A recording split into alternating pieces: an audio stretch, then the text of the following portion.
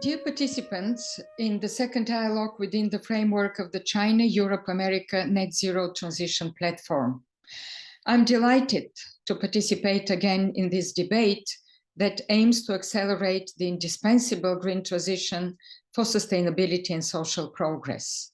And it is indeed quite befitting that our dialogue is being held just after the opening of the COP27 in Egypt, with the ambition to move to practical solutions in terms of both mitigation and adaptation to climate change. Just a few days ago, on the 26th October, the United Nations Climate Change launched two reports.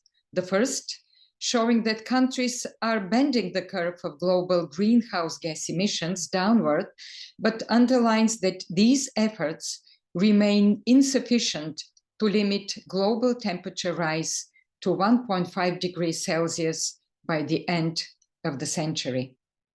And the second, on long-term low-emission development, looked at countries' plans to transition to net zero emissions by or around mid-century.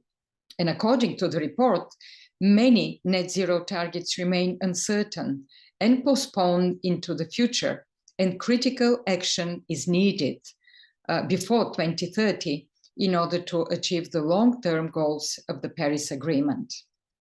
I know that many important issues will be discussed during the meeting today, but let me emphasize 3 points against this background. The first is the link between the climate change action and the protection of biodiversity.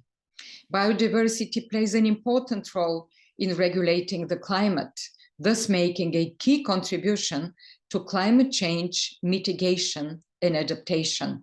At the same time, climate change affects ecosystem dynamics and the distribution and abundance of species and habitats. Therefore, biodiversity conservation and climate action are intrinsically linked. We need an urgent and coordinated response to avoid catastrophic impacts on the environment and the mainly benefits of services that humans derived from it. The Intergovernmental Science Policy Platform on Biodiversity and Ecosystems alerted the world to the fact that 1 million species of plants and animals now face extinction, many within decades. And albeit there is this increasing recognition that climate change and biodiversity crises are fundamentally connected, they have been primarily addressed independently, and a more integrated global approach is essential to tackle these two global challenges. In this regard, let me mention the importance of protected areas, which are essential to biodiversity conservation.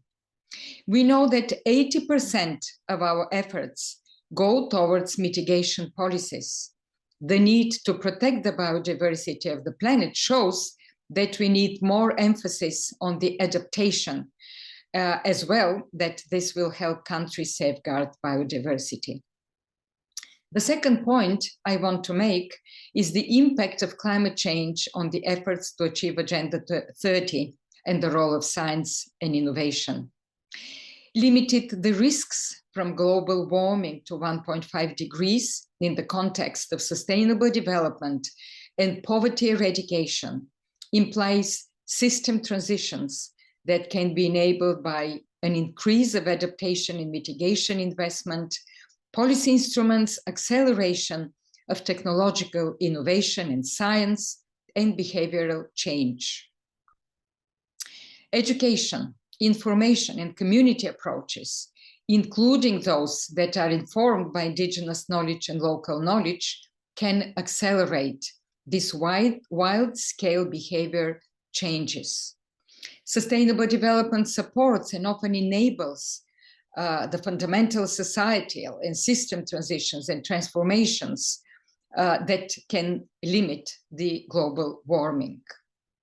Such changes facilitate the pursuit of climate-resilient development pathways, and the role of science-based evidence, action-oriented science, which is on the front of tackling climate change and the loss of biodiversity, and last but not least, achieving the SDGs is fundamental and needs to be strongly supported.